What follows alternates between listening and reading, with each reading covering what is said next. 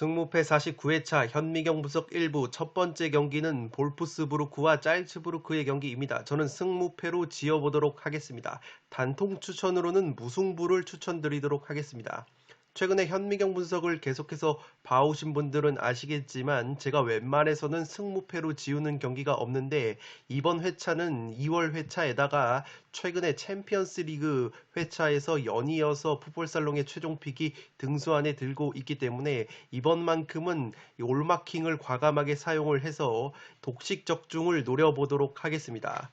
최근에 볼프스부르크는 흐름이 너무나도 좋지 못했습니다. 5경기에서 1승 4패 수렁에 빠졌었는데 그래도 직전 레버쿠젠 원정에서 2대0 승리를 거뒀습니다. 이 주포 공격수 베오르스트 선수가 코로나19 여파로 최근에 결장을 했었는데 이번 경기에 출전 여부를 지켜봐야 할 것으로 보입니다.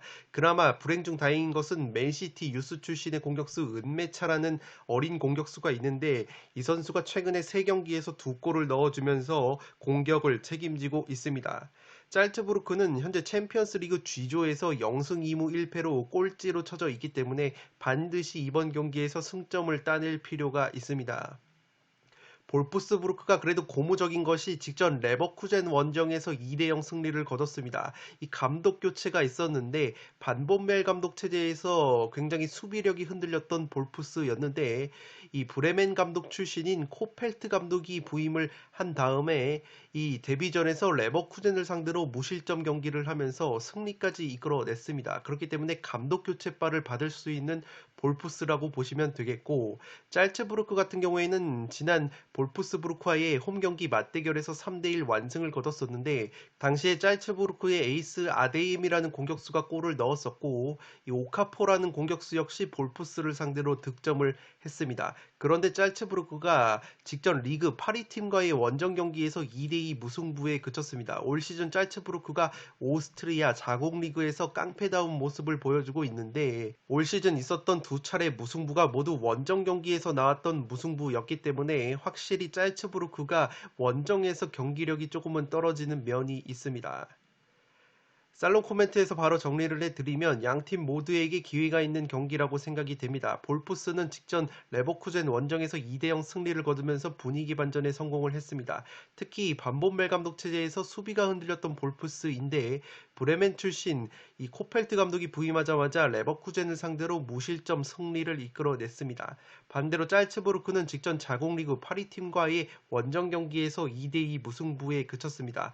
올 시즌 자국리그에서 2무가 있는데 2무가 모두 원정 경기에서 나왔다는 점에서 볼프스 원정에서도 경기력 저하가 조금은 있지 않을까 싶습니다. 짤츠부르크는 슈퍼 유망주 아데에미라는 공격수가 올 시즌 팀의 공격을 이끌고 있는데 아데에미가 부진한 날에는 확실히 결과를 가져가지 못하는 흐름이 있습니다. 따라서 이 경기는 볼프스의 감독 교체 이후의 분위기 반전, 짤츠부르크가 원정에서 경기력이 저하된다는 점과 아데에미에 대한 의존성 심화 그리고 볼프스의 공격수 베오르스트 선수가 복귀 가능성이 있고 맨시티 유스 출신의 은메차 선수의 깜짝 활약 가능성까지 더해진다면 승무패가 모두 보이는 경기이지 않나 싶습니다. 따라서 저는 승무패로 지우도록 하겠는데 폴더스에 여유가 없으신 분들은 과감하게 단통 무승부를 추천드리도록 하겠습니다.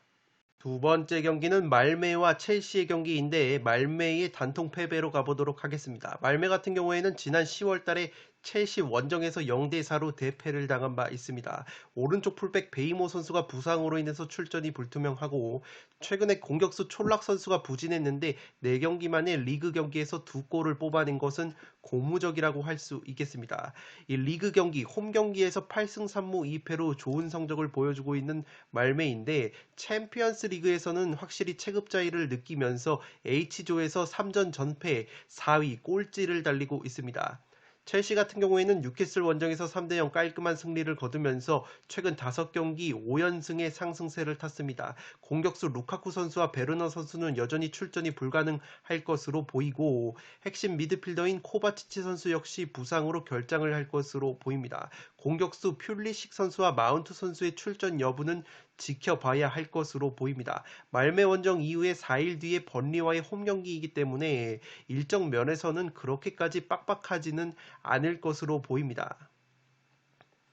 살롱 코멘트에서 바로 정리를 해드리면 이 경기는 첼시의 동기부여가 큰 경기라고 생각이 됩니다. 현재 유벤투스에 밀려서 조 2위를 달리고 있는 첼시이기 때문에 최약체 말메를 상대로 승점 3점이 필수적인 상황입니다.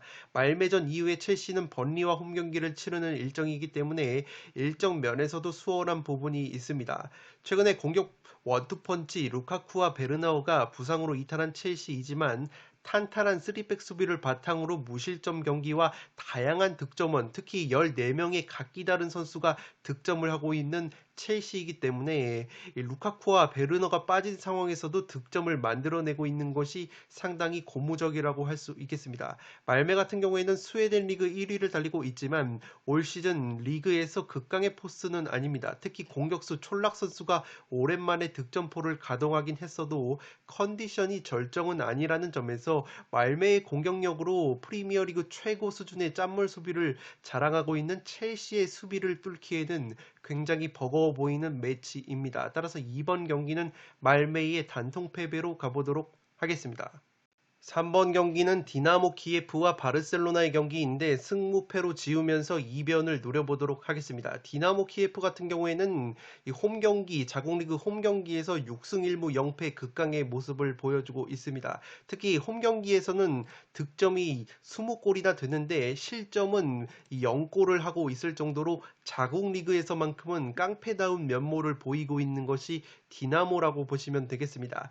최근에 바르셀로나와의 상대 전적을 보시면 지난 10월 달에 바르셀로나 원정을 떠나서 0대1 한 골차 석패를 당했었기 때문에 홈 경기에서만큼은 충분히 바르셀로나를 상대로 승점 사냥에 나설 것으로 보입니다. 현재 챔피언스 리그에서 0승 1무 2패로 2조 4위로 처진 디나모이기 때문에 이 바르셀로나를 상대로 반드시 승점을 따내야 하는 디나모라고 보시면 되겠습니다. 공격 원투펀치인 부얄스키 선수가 3경기 무득점 침체에 빠져 있는 것은 마이너스라고 보시면 되겠고, 그래도 찌간코프 선수가 4경기에서 2골을 넣어주면서 어느 정도 제 몫을 해주고 있는 것은 고무적이라고 할 수 있겠습니다. 홈에서는 바르셀로나를 3대0으로 이겼던 벤피카와 0대0으로 비겼던 저력이 있는 만큼 디나모를 결코 무시해서는 안 될 것으로 보입니다. 왼쪽 풀백 미콜렌코 선수가 부상으로 불투명한 것을 제외하면은 주전급 자원들의 이탈은 없는 것으로 보입니다. 바르셀로나 같은 경우에는 최근에 너무나도 좋지가 못합니다. 로날드 쿠만 감독이 경질이 됐음에도 불구하고 알라베스와의 홈 경기에서 1대1 무승부에 그쳤습니다. 이 공격수 데파이 선수가 4경기 만에 득점포를 가동한 것은 고무적이라고 할 수 있겠는데 올 시즌 원정 경기에서 성적이 너무나도 좋지 못한 바르셀로나이고 부상자도 적지가 않습니다. 알라베스전에서 수비수 피케, 베테랑 공격수 아구에로 선수가 부상 여파로 교체 아웃이 됐고 중원 쪽에 프랭키 더용, 페드리, 측면에 안수파티 같은 핵심 자원들 역시 출전 여부가 상당히 불투명합니다.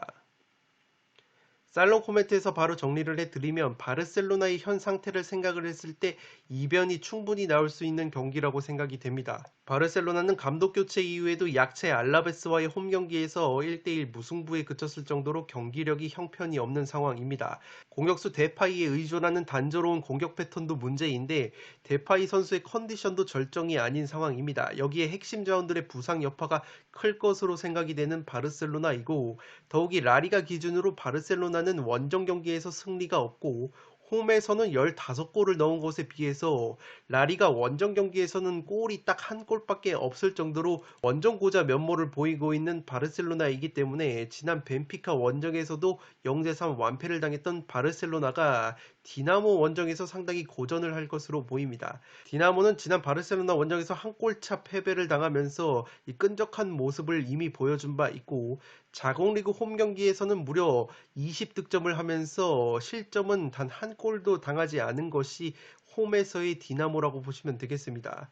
이 핵심 공격 자원인 부얄스키와 찌간코프 선수의 컨디션이 그리 좋지 못하기 때문에 백업 자원들의 부상까지 있는 상황 속에서 디나모 역시 화력 저하가 조금은 예상이 되기 때문에 무승부도 충분히 가져갈 만한 매치이지 않나 싶습니다. 바르셀로나가 지금 감독 대행 체제에서 당장 돌파구를 마련하기에는 상황이 너무 좋지 않아 보이는 매치입니다. 따라서 승무패로 지으면서 이변을 노려보도록 하겠습니다.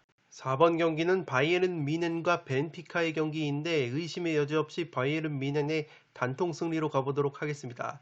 이 뮌헨이 우니온 베를린 원정에서 5대2로 대승을 거두면서 분위기 반전에 성공을 했습니다. 현재 챔피언스리그 2조에서 3전 전승으로 1위를 달리고 있는 바이에른 뮌헨이고 지난 벤피카 원정에서 맹활약했던 사네와 레반도프스키 선수가 나란히 우니온 베를린 원정에서도 득점포를 가동하면서 예열을 마친 상황입니다. 벤피카는 최근에 자국 리그에서 2연속 무승부에 그치면서 분위기가 좋지가 못합니다. 직전 리그 4위 팀과의 원정 경기에서도 1대1 무승부에 그친 벤피카이고 무엇보다 야렘추크, 뉴네스, 하파실바 같은 핵심 공격 자원들의 컨디션이 떨어져 있다는 점이 바이에른 원정에서 승점을 가져가기엔 굉장히 버겁다고 보시면 되겠습니다. 살롱 코멘트에서 바로 정리를 해드리면 이 경기는 바이에른 뮌헨의 무난한 승리가 예상이 됩니다. 먼저 바이에른은 지난 벤피카 원정에서 4대0 대승을 거뒀을 때 맹활약을 했었던 사네와 레반도프스키 같은 핵심 공격 자원들이 우니온 베를린 원정에서도 득점을 기록을 하면서 예열을 마쳤습니다. 반면에 벤피카는 자국 리그 경기에서 2연속 무승부 하락세에 빠졌고 무엇보다 핵심 공격 자원인 야렘추크, 누네스, 하파실바 같은 선수들의 컨디션이 그다지 좋지 못하기 때문에 바이에른 뮌헨 원정에서 득점을 하는 것은 굉장히 어렵지 않을까 싶습니다. 올 시즌 분데스리가 기준 홈경기 평균 4골의 화력을 보이고 있는 바이에른 뮌헨이기 때문에 압도적인 공격력으로 벤피카를 충분히 제압할 수 있지 않을까 싶습니다. 따라서 4번 경기는 바이에른 뮌헨의 단통 승리로 가보도록 하겠습니다. 5번 경기는 비아레알과 영보이스의 경기인데 비아레알의 단통 승리로 가보도록 하겠습니다. 비아레알 같은 경우에는 최근 5경기에서 1승 1무 3패로 굉장히 흐름이 좋지가 못합니다. 발렌시아 원정에서도 0대2로 패배를 당한 비아레알인데 그래도 홈과 원정 경기를 비교해 봤을 때 라리가 기준으로는 홈에서 훨씬 더 성적이 좋고 무엇보다 홈에서 화력이 딱 4배가 증가하는 점이 고무적이라고 할 수 있겠습니다. 지난 10월 달에 영보이스 원정에서 무려 4대1 대승을 거뒀던 비아레알이기 때문에 이 제라르 모레노라는 에이스가 부상으로 빠지긴 해도 비아레알이 그래도 홈에서 꾸역승은 거둘 수 있지 않을까 싶습니다.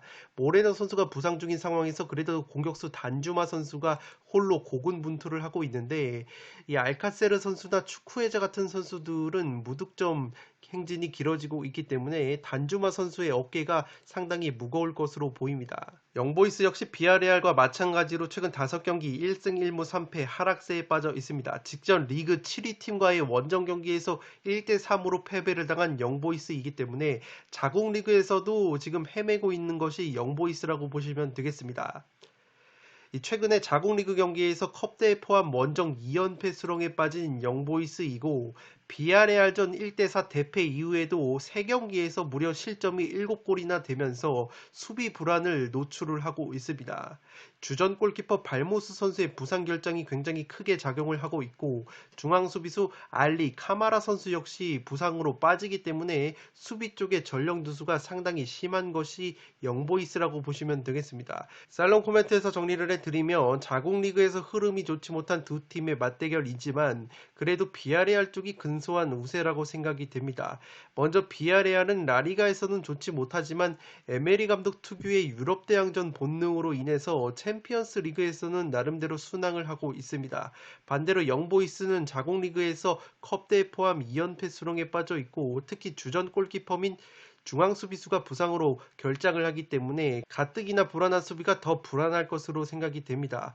비아레알은 모레노 선수가 부상으로 빠지기 때문에 확실히 화력이 떨어져 있지만 단주마 선수와 랭스 출신의 공격 자원인 디아 선수 등이 어느 정도 제 몫을 해주고 있는 상황입니다. 반대로 영보이스는 시바체우나 엘리아 같은 주축 공격 자원들의 컨디션이 좋지 못하기 때문에 공수 모두에 문제가 있습니다. 지난 원정 경기 당시에 비아레알이 4대1 완승을 거둔 것을 고려를 했을 때 분위기가 좋지 못한 상황에서도 비아레알이 원정에서 영보이스를 4대1로 완파를 한 것을 감안을 했을 때 양팀의 체급 차이가 분명히 존재한다고 생각이 됩니다. 비아레알이 파레호, 트리게로스, 카푸에라는 퀄리티 있는 중원 3인방의 중원 장악력을 앞세운다면 홈에서 한 골차 정도의 신승 정도는 충분히 가져갈 수 있는 매치이지 않나 싶습니다. 따라서 5번 경기는 비아레알의 단통 승리로 가보도록 하겠습니다. 6번 경기는 아탈란타와 맨유의 경기인데 아탈란타의 단통 패배로 가보도록 하겠습니다. 아탈란타가 라치오와의 홈경기에서 2대2 무승부에 그쳤습니다. 리그 홈경기와 원정 경기를 비교해 봤을 때 세리에 A 기준으로 홈에서 성적이 좋지가 못합니다. 원정에서는 4승 1무 무패를 달리고 있는 아탈란타인데 홈에서는 1승 3무 2패로 이상하게 홈에서 성적이 나오지 않고 있습니다. 공격수 자파타 선수가 2경기 연속골을 넣은 것은 고무적이라고 할 수 있겠는데 공격수 무리엘 선수가 7경기째 무득점 침체에 빠져 있는 것이 아탈란타 명성에 걸맞지 않는 이 빈공을 보여주고 있는 원인이라고 보시면 되겠습니다. 수비 쪽에 전력 누수가 굉장히 심한 것이 아탈란타입니다. 톨로이, 짐시티 같은 핵심 중앙 수비수들이 빠지면서 3백 수비가 붕괴가 됐고 수비형 미드필더 데룬 선수가 수비로 내려와서 활약을 하고 있는 상황입니다. 여기에 핵심 윙백 고젠스 선수 역시 장기 부상 중이기 때문에 측면 공격과 수비에 있어서도 누수가 있는 것이 아탈란타라고 보시면 되겠습니다. 맨유 같은 경우에는 최근에 솔샤르 감독이 경질 위기까지 갔었다가 토트넘 원정에서 3대0 완승을 거두면서 분위기 반전에 성공을 했습니다. 이 핵심 수비수 바란 선수가 돌아오면서 솔샤르 감독이 3백 수비로 전환을 했고 경기력이 상당히 안정적인 모습이 있었습니다. 미드필더 폴 포그바 선수가 토트넘전 징계로 강제 휴식을 취하고 이번 아탈란타전에 출전이 가능할 것으로 보입니다. 아탈란타 원정 이후에 맨시티와 홈경기를 치르는 일정이기 때문에 맨유가 아탈란타 원정에서 무리해서 밸런스를 깨는 일은 없을 것으로 생각이 됩니다. 공격수 마시알 선수 외에 부상자가 없기 때문에 맨유가 풍부한 교체 카드를 활용을 해서 선수층 면에서도 아탈란타보다는 확실히 유리한 면이 있을 것 같습니다. 살롱 코멘트에서 바로 정리를 해드리면 맨유 쪽으로 호재가 많은 경기라고 생각이 됩니다. 아탈란타의 핵심 수비수들이 부상으로 빠져있는 상황에서 최근에 아탈란타가 이 수비 불안이 있습니다. 6경기에서 실점이 무려 11골이나 되고 핵심 공격자원들의 컨디션이 자파타 선수를 제외하면 그리 좋은 상황이 아닙니다. 반면에 맨유 역시 최근 수비가 불안했는데 바란 선수가 돌아오면서 솔샤르 감독이 3백 수비로 전환을 해서 토트넘전에서 굉장히 안정적인 경기력을 선보였습니다. 특히 모처럼 이 무실점 경기를 해내면서 수비까지 안정감을 찾은 모습이 있었습니다. 맨유 같은 경우에는 부상자들이 모두 돌아온 상황이기 때문에 아탈란타보다도 교체 카드 활용 면에서 훨씬 더 이 유리한 면이 있습니다.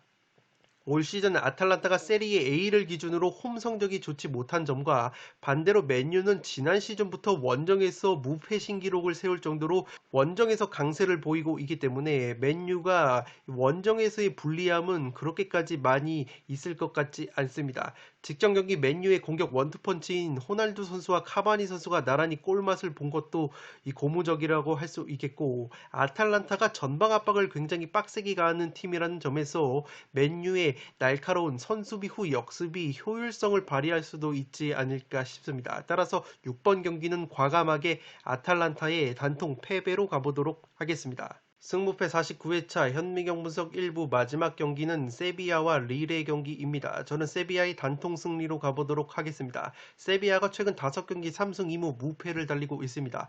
오사수나와의 홈경기에서도 2대0 깔끔한 승리를 거뒀는데 라리가 기준으로 세비야가 홈경기 오전 전승을 거둘 정도로 이 홈에서 극강의 모습을 보여주고 있습니다. 지난 10월 20일 릴 원정에서는 0대0 무승부에 그쳤던 세비야인데 세비야가 고무적인 것이 이 부상자들이 대거 돌아왔습니다. 공격 쪽에 엔네시리 선수가 부상 복귀전을 치렀고 이 오캄포스 선수가 부상 이후에 컨디션 저하가 있었는데 이 직전 오사수나전에서 리그 첫 골을 신고를 하면서 예열을 마친 상황입니다. 또한 토트넘 출신의 윙어 라멜라 선수가 리그 4골을 기록을 하면서 기대 이상의 활약을 보여주고 있는 것도 확실히 세비야가 선수층이 두터운 면이 있기 때문에 리를 상대로도 이 압도적인 선수층을 활용해서 승리를 가져갈 수 있지 않을까 싶습니다. 릴 같은 경우에는 최근 5경기 1승 2무 2패로 굉장히 흐름이 좋지 못합니다. 직전 파리 생제르맹 원정에서도 1대2로 패배를 당했는데 이 리그안 경기 기준으로 원정에서 성적이 좋지 못하고 특히 수비력이 상당히 흔들리고 있습니다. 설상가상으로 중앙 수비수 보트만 선수가 부상 중이기 때문에 가뜩이나 불안한 수비가 더 불안해질 염려가 있습니다. 주포 공격수 일마즈 선수가 3경기 무득점 침체에 빠져 있는 것도 안 좋은 점이고 그래도 데이비드라는 젊은 공격수가 최근 2경기 연속골을 넣어주면서 일마즈 선수의 부진을 어느 정도 메워주고 있습니다. 살롱 코멘트에서 정리를 해드리면 지난 시즌 릴을 우승으로 이끌었던 갈티에 감독이 니스로 떠나면서 수비가 허벌창이 된 릴이라고 보시면 되겠습니다. 실제 니스 같은 경우에는 갈티에 감독이 가면서 올 시즌 리그왕에서 실점이 9골로 최고 짠물 수비를 보여주면서 2위를 달리고 있는데 릴 같은 경우에는 올 시즌 무실점 경기가 리그왕 12경기 기준으로 딱 한 경기밖에 없을 정도로 수비가 좋지가 못합니다. 여기에 릴의 노장 공격수 일마즈 선수가 올 시즌 부진한 모습을 보여주고 있기 때문에 공수에 걸쳐서 문제점이 많은 것이 릴이라고 보시면 되겠습니다. 그나마 젊은 공격수 데이비드 선수가 어느 정도 해주고 있지만 수비가 흔들리는 상황에서는 역부족인 모습이 있습니다. 설상가상으로 릴의 주전 중앙 수비수인 보트만까지 부상 중이기 때문에 올 시즌 라리가 기준 홈 전승을 달리고 있는 세비야를 넘기에는 굉장히 버겁지 않나 싶습니다. 특히 세비야는 최전방의 오캄포스가 오사수나전에서 시즌 첫 골을 신고하면서 컨디션을 끌어올렸고 부상 중이었던 엔네시리까지 복귀를 하면서 최전방에 라파미르, 엔네시리, 오캄포스 그리고 측면에 라멜라나 수소 같은 다양한 공격 카드가 생겼습니다. 세비야가 공격, 수비, 중원까지 통틀어서 선수층이 굉장히 두텁기 때문에 릴을 상대로도 충분히 다양한 교체 카드를 활용을 하면서 승리까지 가져갈 수 있는 경기이지 않나 싶습니다. 따라서 7번 경기는 세비야의 단통 승리로 가보도록 하겠습니다. 네, 이것으로 승부패 49회차 현미경 분석 1부를 모두 마치도록 하겠습니다. 저는 연이어서 2부를 촬영을 해서 구독자 여러분들의 흐름이 끊기지 않도록 업로드를 해드리겠습니다. 끝으로 영상이 도움이 되신 분들은 좋아요와 구독 버튼을 눌러주시면 풋볼살롱 채널에 크나큰 힘이 됩니다. 구독 버튼 옆에 종 모양의 알림 설정을 해주시면 그 누구보다 빠르게 양질의 축구 승무패 프로토 관련 분석 컨텐츠를 만나보실 수 있습니다. 지금까지 풋볼 살롱이었습니다. 감사합니다.